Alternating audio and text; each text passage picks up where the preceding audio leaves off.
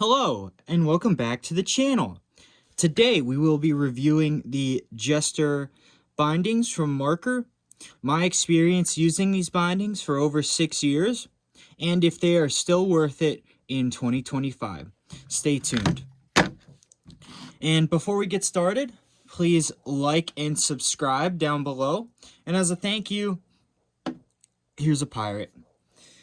So, getting started, what are the Marker Jester bindings? The Marker Jester bindings are Marker's top-of-the-line freestyle all-mountain bindings with a din of 16, so they are the highest that they offer in this freestyle setting. And these bindings are for anyone who wants to ski park, all-mountain freestyle, wants a good performing binding, but also a decently light binding for how high of the dins they are. So I got this binding several years ago to put on my park skis, my twin tips, and they have been very nice and held up pretty well for what they are. So first things first, we'll talk about the construction. The construction is made of composite plastic and some alloy metal. I think it's magnesium, but I could be wrong. With a plastic composite toe piece, metal alloy heel piece or connection here to the bindings, a plastic track, and then metal on the toe pieces to help keep you in. Now, it's nice with these because the metal toe pieces are what directly connects to this spring. And this spring is positioned this way, so its tension keeps you in the binding like this. And because the spring is working this way, it will hold your foot perfectly. That's how the scientist would say it. It also has this moving AFD plate that is very nice for smooth releases, along with these wheels that roll and help you slip out of the binding if you need to release. In the heel, the toe piece, this spring, when popped up, pushes down on your heel, pushing you into the ski and making for a very nice power transition.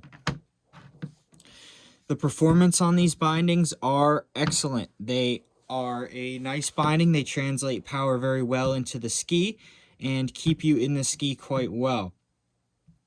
They have a little bit of stack height compared to something like the pivots, but it's not bad. They hold up well for anything you might throw at them. So if you want a binding that's just going to work, that's going to be easy to clip into, this binding will work for you for many years. If you don't want to worry about anything else, you want a binding that just works, these are a good choice. You can throw them on just about any ski and they'll do the job. They're high enough to be decent at carving, but low enough to be good at park and all mountain.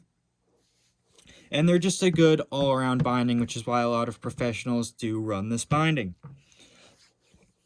I did enjoy this binding. I enjoyed the color scheme. I enjoyed the performance. It feels very high quality. When you step in, it's rather smooth. Getting into this with these big toe piece and heel piece, it does go in on soft snow. If you get snow on your boots, it does go in pretty easily. So that's one thing I do really like about the Jesters.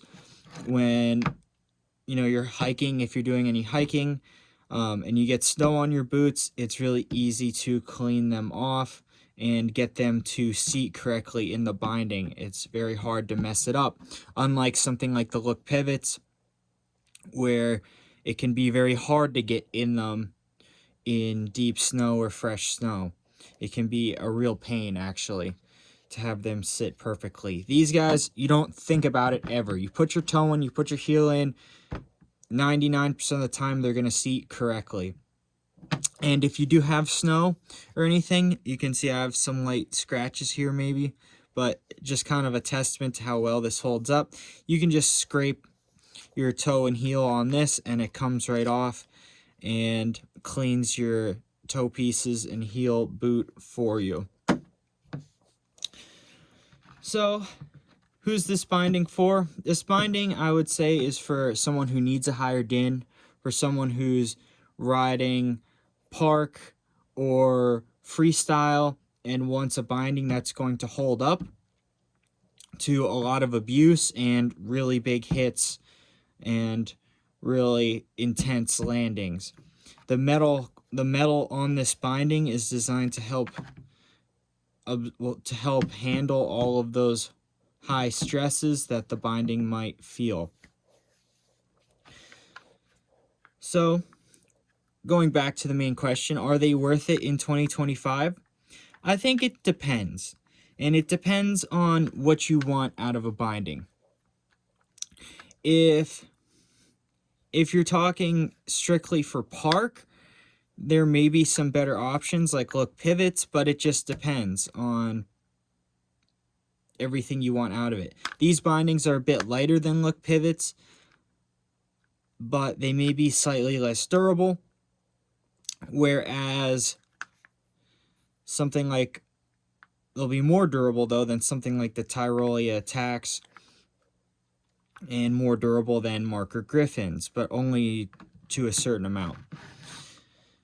So they might be best suited for a heavier skier who's going to be doing some freestyle and does a lot of all mountain, does some carving, where carving is important because of the higher stack height.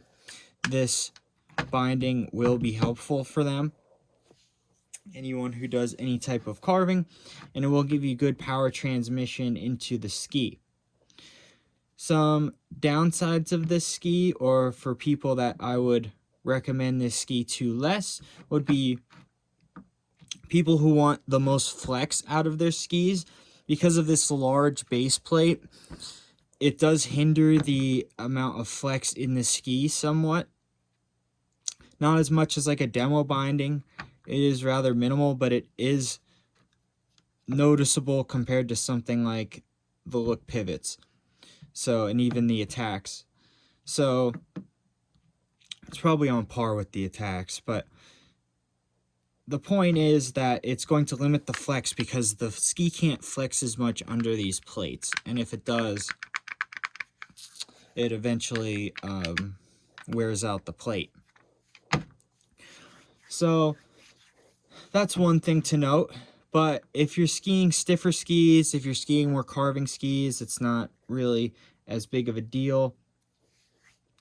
But it is if you're doing really hard carves, then you may want something with a little bit better flex. It just depends. These things, where do they stack up compared to the competition? I'd say they're an excellent choice, but they are expensive. At $350, there just may be some other better bindings out there, like the look pivots. But again, it depends what you're going for. If you want something with more carving performance, a little bit more carving, a little bit more all mountain, look pivots aren't necessarily good for that. They're more better for freestyle, unless you get one of the carving models, like the SPX or something like that, which is very similar to this design. But also, if you want the highest din you can get and cut down the weight as much as possible, these are good for that because they are significantly lighter than like a look pivot and some other things on the market, while retaining that solid metal design. Now, let's get into durability. Are these things durable? Well, you might not think so by looking at them with all the play in them, but you have to understand these skis probably have had at least 600-700 ski days on them riding park over at least 6 years, probably more like 8 years. They were not my only ski, but like I said, they saw a lot of use and a lot of abuse, and the fact that they held up this well is a testament to how well they're made. With that being said, though, compared to other bindings, they will wear out in specific points. The track is plastic, and I've only seen plastic tracks offered. While that cuts down on the weight, I do feel like over time it will add some play into the heel of the binding and cause it to wear out faster than maybe like an all-metal look pivot. Additionally, these toe pieces will square over time just from use, and as you can see, these guys got pretty squared, and that's just from going in and out of the binding, from hitting chop and the foot moving in there. Not a lot, not like there's play in there, but just from it being in the binding, having that many days on it, it will slowly start to square the wheels, and over time these wheels will form squares in them, and then you'll need a whole new binding, which is why I had to get rid of these guys, because of those two problems. So all in all, $350, a little bit expensive, but like I said, if you want the top of the line for freestyle and carving, and you want a lighter design, these would be a good idea, especially if you got them on a deal. If you can get them anywhere around $250, somewhere in there, that's a steal for these bindings, and I would take that all day. I would trust these bindings. I have trusted these bindings. I've never had any issues with them ejecting. They always kept me in the binding and released smoothly. So I definitely do trust these bindings more than other bindings, and you get what you pay for in that aspect. So with that, I think that's a total overview of the video. Also, I love the color schemes on these. They're just always so cool. But with that, I'm going to wrap the video up. Please subscribe and like for more. And in the description, I'm going to be adding a playlist to all of my other ski reviews, ski gear reviews, binding reviews. So check that out. And I will catch you guys out on the mountain.